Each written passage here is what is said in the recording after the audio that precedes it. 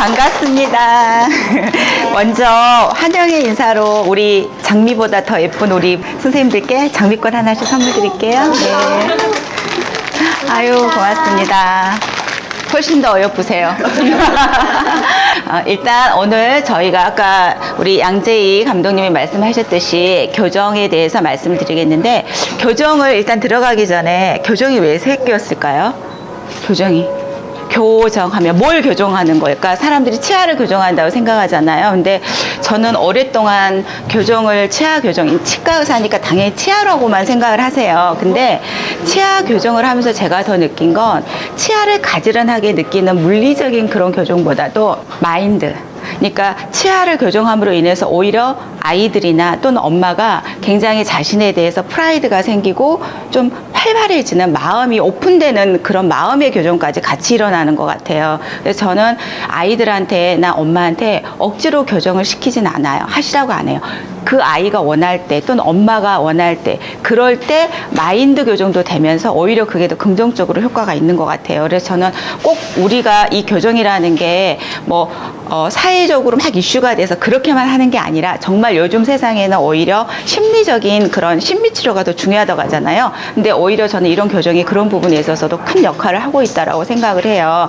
그래서 적절한 시기가 중요합니다. 언제 해야 되는지가. 그래서 간단하게 교정을 들어가기 전에 우리가 교정이 왜, 오늘 그 치료에 대한 어떤 목차를 간단하게 말씀드리고, 예방치료라는 게 있고, 그 다음에 잇몸, 충치, 교정, 보건 이런 거는 다 일반적인 얘기예요. 그 다음에 애들 충치 중에 잘 생기는 게 어금니라고 있어요. 아시죠? 네. 여기 이 보이면 까만 부위 있죠? 이 부위가 애들이 그 계곡처럼 산이 있고 계곡이 있으면 계곡 쪽에 음식물이 고이는 데예요. 그래서 거기에 세균들이 이렇게 숨어 있을 수 있어요. 숨어 있기 때문에 충치가 잘 생기는 거고, 그 다음에 여기 치아하고 잇몸 그 사이의 경계라고 하죠. 뭐든지 경계가 중요한 것 같아요. 근데 그 경계 부위에가 또 찌꺼기 같은 게 미세하게 낄 수 있어요. 그리고 치아하고 치아 사이 이렇게 보면은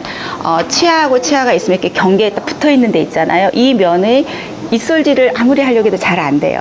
여기를 제가 약간 강조해서 설명드리는 이유는 아이들이 아무리 하려고 해도 안 되는 부위예요. 그래서 이거는 엄마가 신경 써줘야 되는 부위거든요. 다음.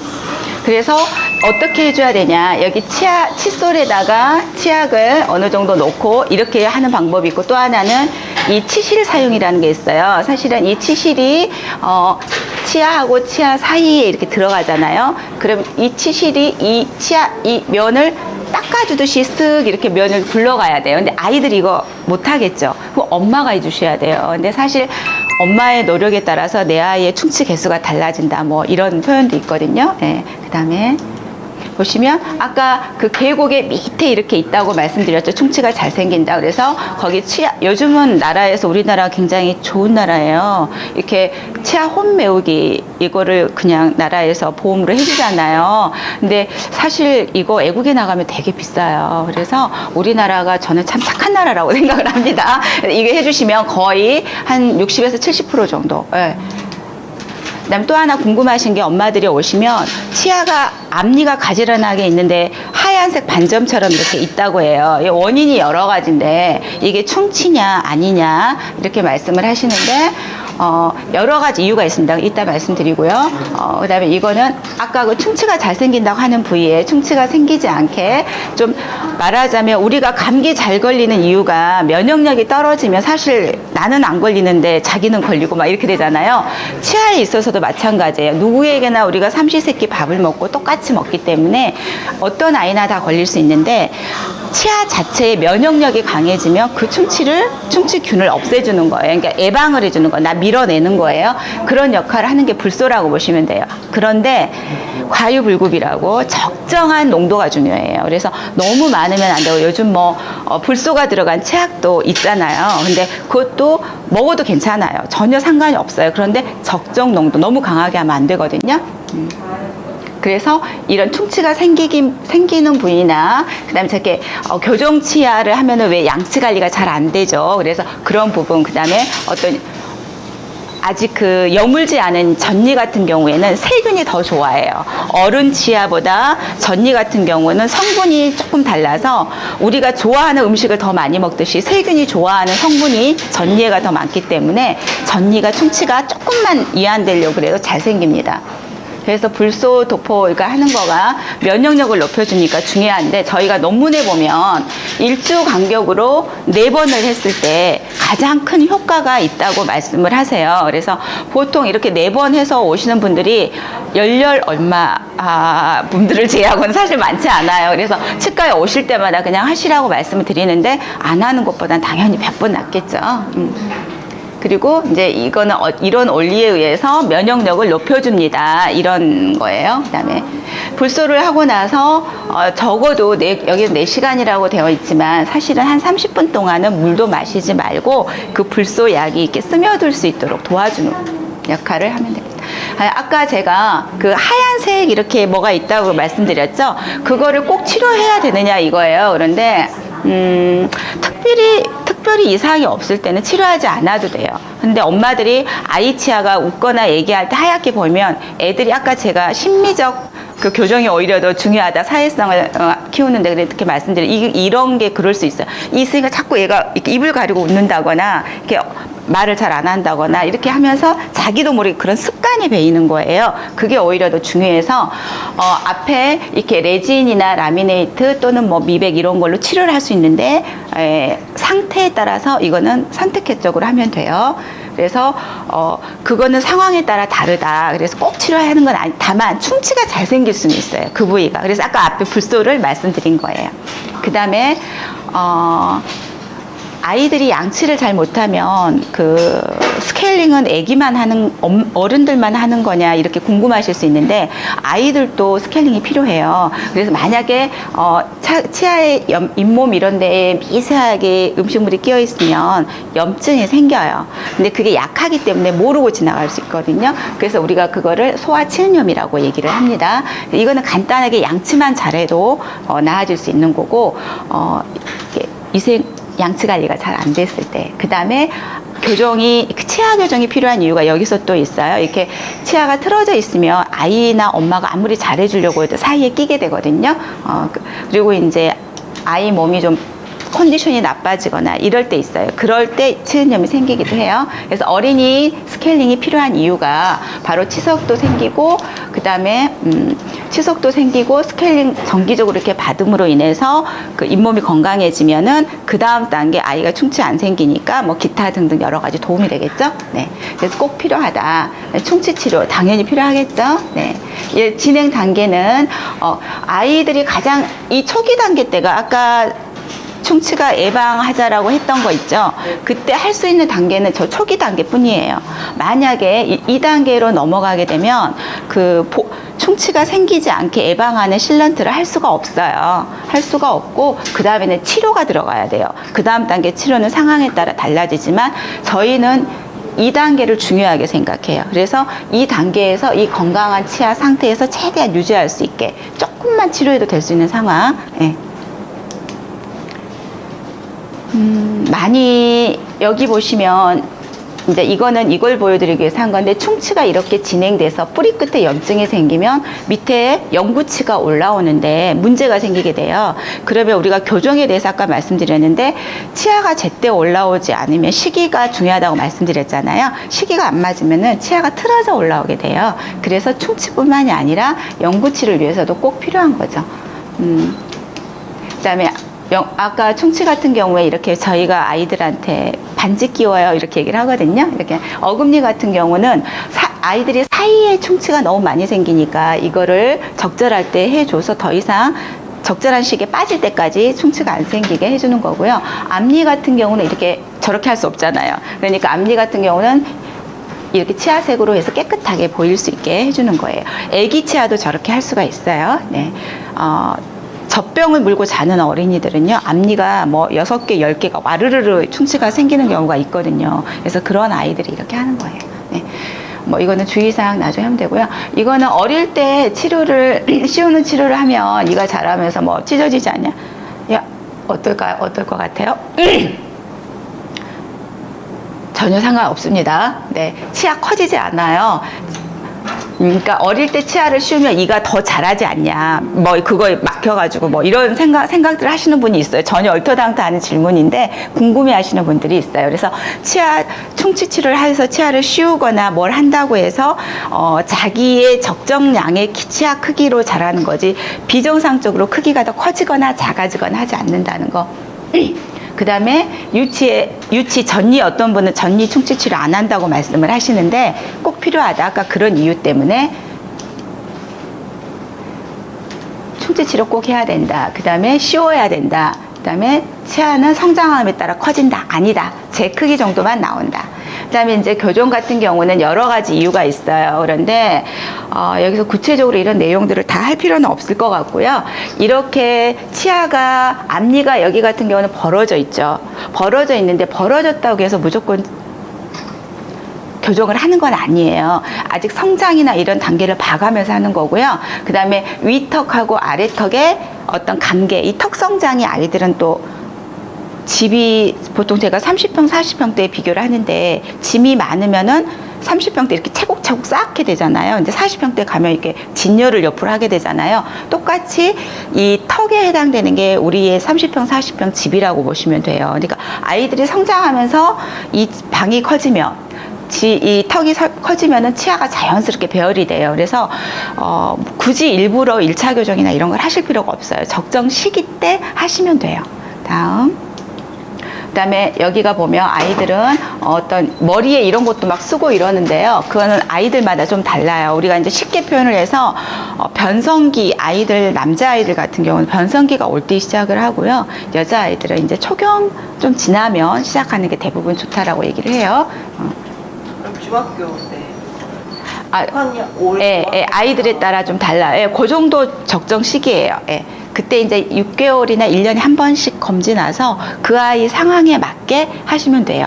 가령 뭐 공부하는 아이들 있잖아요. 고등학교를 어디 뭐 민사 어디를 간다, 외에 어디를 간다 이러면 중3이 중요하잖아요. 그러니까 그거를 피해서 고를 가면 중3이 중요하니까 뭐 초등학교 5, 6학년 때부터 시작해서 미리 끝낸다 할지, 아니면 아예 중3 지나서 이렇게 한달지, 또는 대학을 중요한 아이들은 미리 대학 고등학교 2학년, 그러니까 꼭 그 시기적으로 꼭 필요한 그때가 아니라면 아이의 사회적인 그런 발달 과정이나 교육 과정하고 같이 맞물려서 하는 게 좋은 것 같아요. 억지로 막 병원 위주로 이렇게 시기를 당기는 게 아니라 그 아이한테 맞춰서. 네.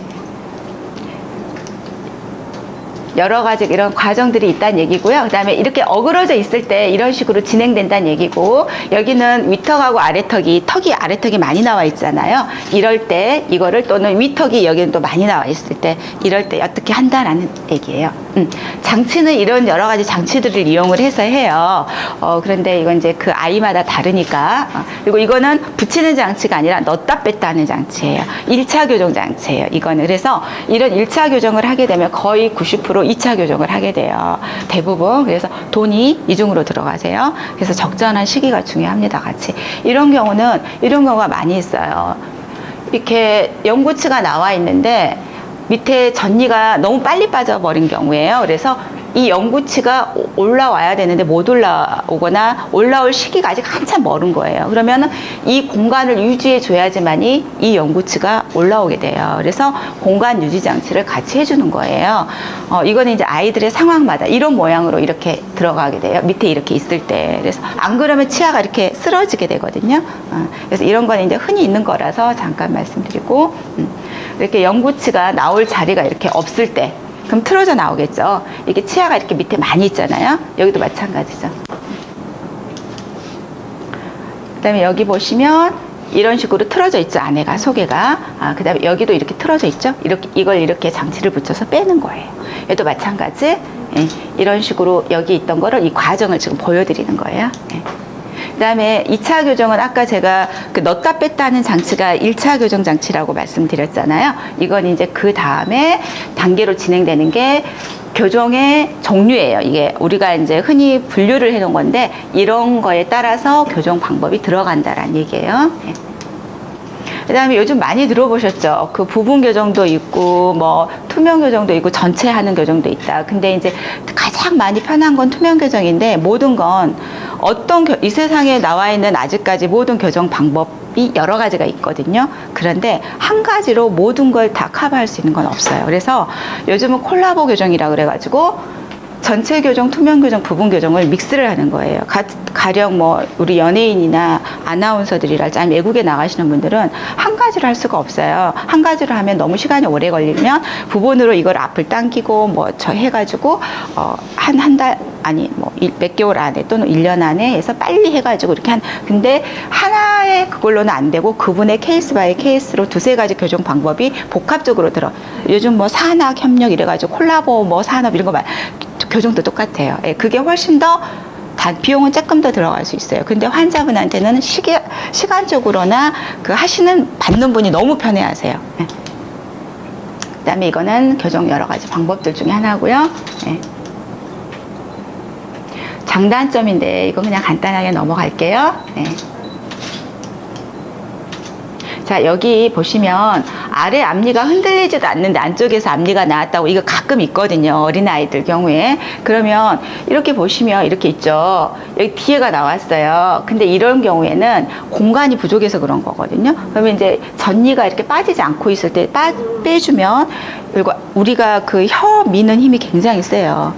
그리고 이 볼 힘도 세요. 그래서 이렇게 혀를 자꾸 이거를 밀어주면 이 치아가 이쪽으로 이렇게 나올 수 있어요. 근데 다 그런 건 아니에요. 하지만 그럴 수 있어요. 예, 그래서 그럼 이걸 역으로 생각하면 오히려 교정이 다 끝났어. 가지런해져가지고 이쁘게 됐어요. 근데 혀를 자꾸 밀어요. 안 밀어. 이렇게. 밀면 가지런했던 치아가 틀어져요. 아무리 보정기로 교정을 해놔도 그만큼 혀의 힘이 세다는 거죠. 예. 그 다음에 앞니 사이에 이렇게 아까 공간이 있을 때 제가 시기에 따라서 할 수도 있고 안 할 수도 있다라고 말씀드렸죠. 그 다음에 여기에는 아까 앞니 공간이 이렇게 벌어진 데 원인이 여러 가지가 있는데요. 여기 보면 앞니에 이렇게 보면 아이들 이렇게 해보면 뭐가 이렇게 잇몸이 이렇게 이어져 있잖아요. 그거를 소대라고 얘기를 해요. 그런데 이게 너무 치아 가까이에 이게 딱 붙어 있으면 이걸 자꾸 얘가 치아를 이렇게 밀어 올려요. 올려서 여기가 벌어지는 거예요. 이럴 때는 여기를 절제해주는, 약간 잘라줘서 이렇게 느슨하게 해주는, 편안하게 옷을 좀 헐겁게 입을 수 있게, 그래야 이렇게 편안해지잖아요. 그러듯이 그러면 치아가 이렇게 돌아오는 수가 있는데, 문제는 이거보다도 사실은 요즘 엄마들은 왜 영어 교육에 열이 높으시잖아요. 근데 소대가 너무 가까이 있으면 우리나라 사람들 발음하기 좀 어려운 이런 발음이 잘 안 돼요. 그래서 일부러 그런 발음을 잘 하게 하려고 이걸 하시는 분들도 있어요. 예. 그다음에 꼭 교정적인 이게 공간이 벌써 있죠. 치아가 틀어지면서. 그 다음에 부정교합은 외성기능 유전 영향이 커요. 사실은 엄마 아빠가 안 좋으시면 아이들도 그럴 수 있거든요. 그래서 AS 해주셔야죠. 네. 그 다음에 부정교합을 예방하는 습관이 있는데, 예를 들어서 어떤 아이 자꾸 이렇게 손톱을 깨물어요. 그러면 치아가 깨지기도 하지만 틀어져요. 그 앞 때문에. 그래서 습관이 굉장히 중요하고, 아까 혀가 중요하다고 말씀드렸죠. 혀를 자꾸 이렇게 내미는 아이들, 나도 모르게 틀어지게 되거든요. 그리고 혀의 위치는 어디가 그래 좋냐면, 우리가 이렇게 입천장에다가 지금 혀를 대보면 이렇게 침을 삼킬 때 나도 모르게 혀가 입천장 위쪽으로 살짝 올라가요. 그 위치가 제일 좋은 위치예요. 그래서 본래 그 위치에다가 나도 모르게 혀를 놓거나 살짝 거기서 밑으로 내리거나 이렇게 해야 되는데, 아이들은 자꾸 이렇게 내밀어요. 그렇게 하다 보면 이게 틀어지거든요. 그래서 그거를 의도적으로 우리가 습관을 그렇게 고쳐주시라고 얘기를 하고, 교정을 할 때 그런 습관이 있으면은 아무리 교정을 잘해줘도 다시 돌아와요. 그럼 엄마가 그러죠. 아니, 교정을 했는데 왜 아이가 6개월 만에 치아가 틀어지냐. 이렇게 얘기를 하시거든요. 습관이 굉장히 중요해요. 여기 보시면 이 근육들이에요. 이 근육들이 워낙 세기 때문에 어떤 교정의 압도 견딜 수 없어요. 이 힘을. 그 다음에 이거는 교정 케이스. 이렇게 물려있는 거 또는 앞에가 툭 튀어나와 있는 경우에. 예. 자, 어떤 자세가 중요할까요? 이렇게 내미는 애들이 있거든요. 턱을 이렇게. 예, 그러면 자꾸 성장할 때 하면 이렇게 자극을 주니까 이게 밑에가 주걱턱이 되는 경우거든요. 예, 그래서 이런 자세 그리고 호흡을 할 때에 이제 이렇게 가만히 있어야 이렇게 하는데 자꾸 이러면은 애들이 움츠리게 되잖아요. 그러면서 입을 벌려서 호흡을 하는 습관이 나도 모르게 생기게 돼요. 그러면 구호흡이라고 얘기를 하는데 입을 벌려서 호흡을 하게 되면 우리가 잘 때 아이들이 많이 성장을 한다고 하는데 악궁의 구조가 변해버려요. 여러 가지 이론적인 원인이 있지만 간단하게 말씀드려요. 그래서 입을 벌려서 숨을 쉬게 되면 부정교합의 가능성이 굉장히 높아요. 네.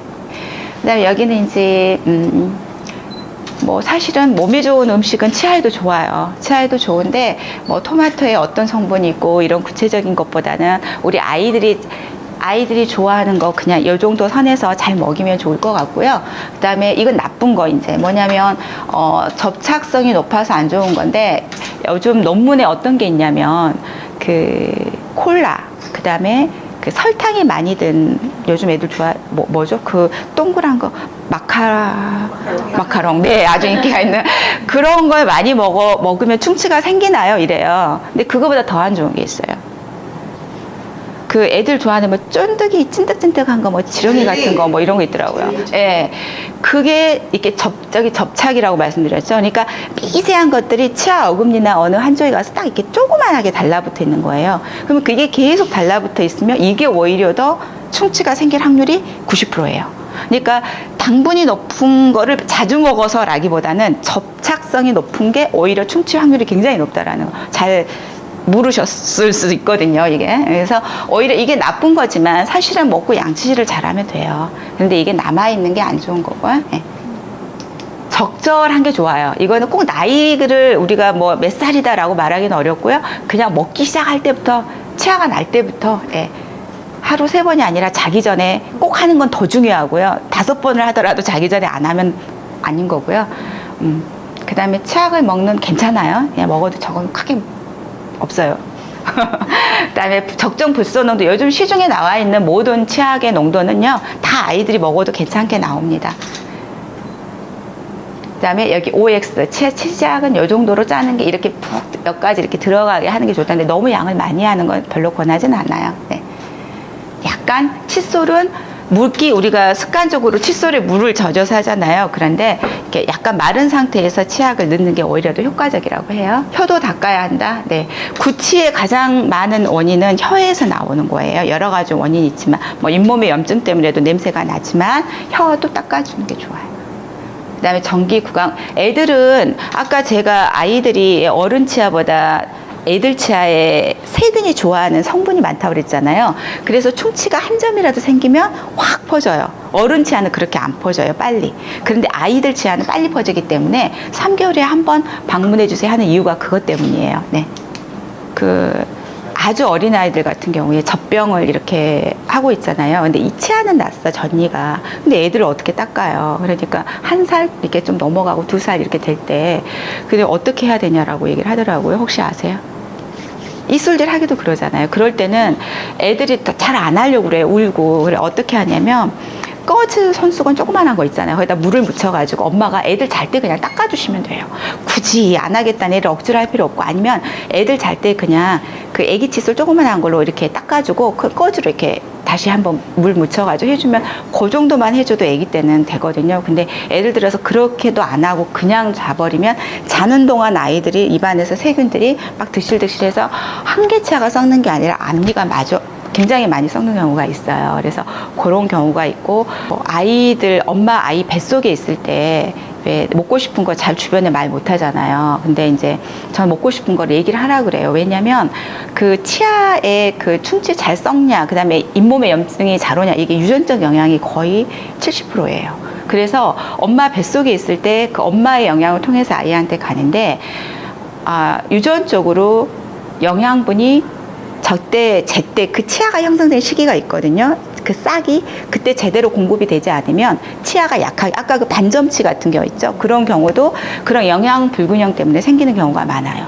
그리고 오히려 또 그 반대적인 역할로 오히려 잘못 먹어서 뭐 약을 잘못 테트라사이클린 약을 잘못 먹어서 엄마 아이가 뱃속에 있을 때 치아가 선천적으로 착색이 일어나는 경우도 그런 경우예요. 그러니까 그게 그 정도로 일어날 정도라면 아이가 내 안에 있을 때 얼마만큼 엄마의 영향이 중요하냐 그런 거예요. 그래서 나를 위해서가 아니라 아이를 위해서 엄마가 잘 먹어야 된다. 제가 이렇게 말씀드리거든요. 오늘 이 정도 말씀드리고 혹시 또 궁금한 거 없으시면 네 이렇다고 보시면 될 것 같아요. 내가 이 치과를 갔는데 충치가 3개라고 그랬어. 아기를 데리고. 근데 저 치과에 갔는데 5개래.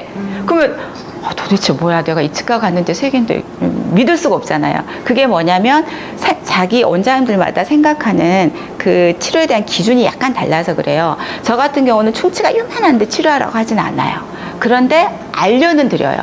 그러면 똑같은 상황에서 충치가 5개인데 3개면 이거는 치료하셔야 될 것 같고 이미 깊다, 진행이 될 것 같다.